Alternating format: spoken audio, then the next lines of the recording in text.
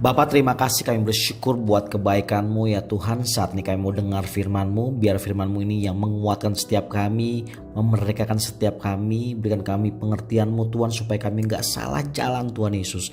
Hamba serahkan ya Tuhan pemberitaan firman-Mu ke dalam tangan kuat kuasa-Mu. Kami buka hati kami selebar-lebarnya untuk kami terima perkataan Tuhan dalam kehidupan kami. Dalam nama Tuhan Yesus kami sudah berdoa dan mengucap syukur. Haleluya. Sama-sama kita katakan amin. Hari ini aku mau sharing tentang membawa pengaruh. Sekali lagi, membawa pengaruh. Kadang-kala kita sebagai orang Kristen, kita takut ada di luar. Kita takut terjangkit sama dunia. Kita takut, makanya kita bungkus hidup kita rapi-rapi. Dan kita jaga supaya kita tidak keluar untuk terjangkit sama dunia. Takut kejangkit sama dunia dan jadi duniawi. Kita bungkus baik-baik di dalam gereja. Pokoknya kita bungkus rapi-rapi hidup kita supaya gak keluar. Karena kalau keluar akan bahaya buat setiap kita. Padahal kita lupa hati Tuhan buat dunia ini adalah Tuhan mengasihi dunia ini. Kita harus mengerti dulu dunia dan bumi. Bumi adalah kediaman. Kalau dunia berbicara sistem yang dikuasai oleh kerajaan kegelapan, tapi dunia juga berbicara ada orang-orang yang di dalamnya. Yang menjadi perhatian kita adalah waktu Tuhan Yesus berkata dalam Yohanes 3 ayat 16, karena begitu besar kasih Allah akan dunia ini. Dunia di sini adalah orang-orang yang ada di dalamnya, manusianya, saudara dan saya. Dunia itu adalah saudara dan saya yang dimaksud. Makanya dia mau berkorban buat setiap kita supaya barang siapa percaya kepadanya tidak binasa melainkan beroleh hidup yang kekal. Yang percaya katakan amin. Banyak orang percaya yang merasa besar kepala. Mereka berpikir bahwa Tuhan cuma mengasihi mereka. Padahal ada orang-orang di sekeliling kita di mana harusnya kita membawa pengaruh untuk orang-orang diselamatkan dan datang kepada Yesus. Tuhan sayang sama dunia. Dunia ini bicara tentang orang-orang yang ada di dalamnya. Tuhan mengasihi mereka. Tuhan mengasihi setiap kita. Kalau ada alasan Tuhan belum panggil setiap kita untuk kembali ke rumah Bapa, supaya Tuhan mau hidup kita jadi berkat buat banyak orang. Jadi contoh, jadi display kerajaan sorga di bumi. Jangan sampai kita memiliki roh anak sulung yang gak suka kalau lihat orang tuh bertobat, orang berubah. Kita rasanya terancam gitu loh. Waduh. Banyak kita kalau lihat orang Kristen yang baru bertobat, sering kita berkata kepada mereka yang baru-baru bertobat, siapa dia? Baru tuh, Kristen baru. Nah kita ini yang seharusnya Kristen yang perlu diperbaharui. Kita gagal menyadari bahwa kita ada di dunia ini karena kita punya peran.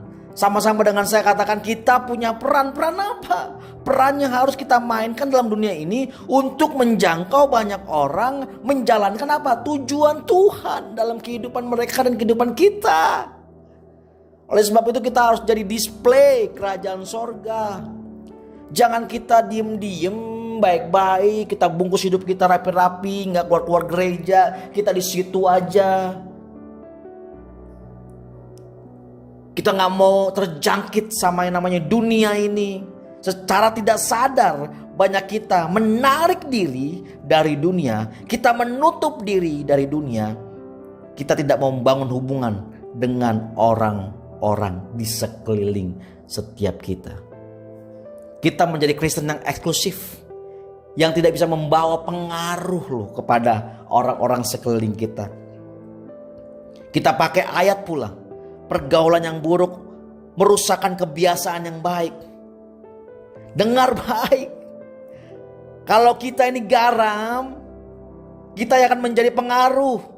Bukan malah kita dipengaruhi. Sekali lagi, kalau kita ini garam, di mana Tuhan bilang kamu adalah garam dunia, seharusnya hidup kita menjadi pengaruh buat orang sekeliling kita. Bukan malah kita dipengaruhi. Kenapa banyak orang Kristen tidak berpengaruh? Karena ketemunya cuman orang-orang yang di gereja itu aja, yang ada gesekan, bukan pengaruh. Makanya banyak seringkali ribut di dalam gereja karena gak berpengaruh. Tipuan besar iblis adalah dia pisahkan dunia sekuler dan dunia rohani. Pemisahan ini yang membuat gereja menjadi gagal untuk menjadi garam dan terang dunia. Sekali lagi, kita kan selalu pisah-pisahin kan, bahwa ini dunia sekuler, ini dunia rohani. Kita harusnya menjadi garam dunia, bukan garam gereja. Apalagi tiang garam. Aduh, jangan sampai jadi gudang garam apalagi. Karena Alkitab berkata harusnya kita menjadi pengaruh buat orang lain. Sekali lagi, kita harusnya hidup kita ini jadi pengaruh buat orang lain. Jadi pengaruh buat orang lain. Panggilan menjadi garam dunia menuntut setiap kita untuk melakukan kontak dengan apa? Dengan dunia ini. Kata kuncinya adalah mingle, berbaur. Kita harus bersentuhan dengan orang-orang yang belum diselamatkan. Keluar dari plastik garam dong.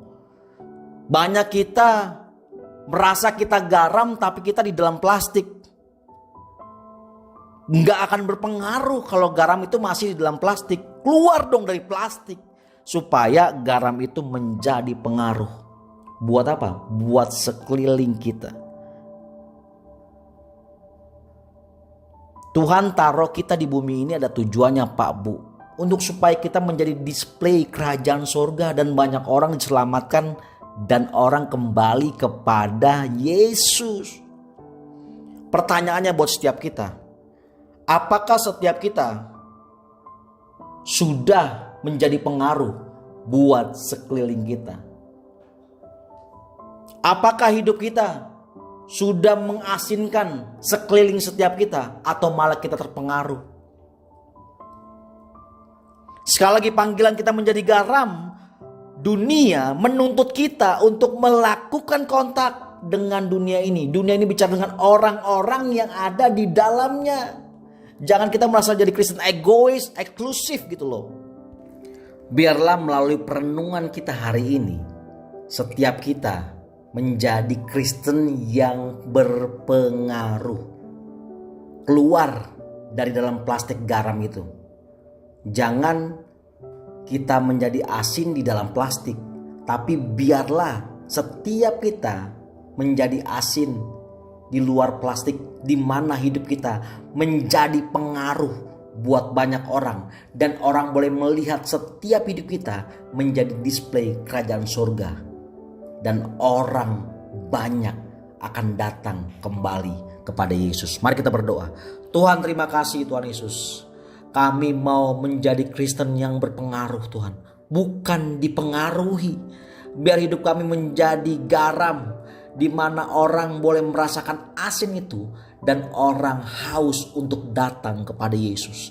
Terima kasih Bapa, kami mengucap syukur. Melalui perenungan hari ini kami diingatkan, kami ditegur. Dan kami boleh sungguh-sungguh menjadi pelaku dari firman-Mu. Terima kasih Bapa, kami sudah berdoa dan mengucap syukur. Haleluya. Sama-sama kita katakan amin.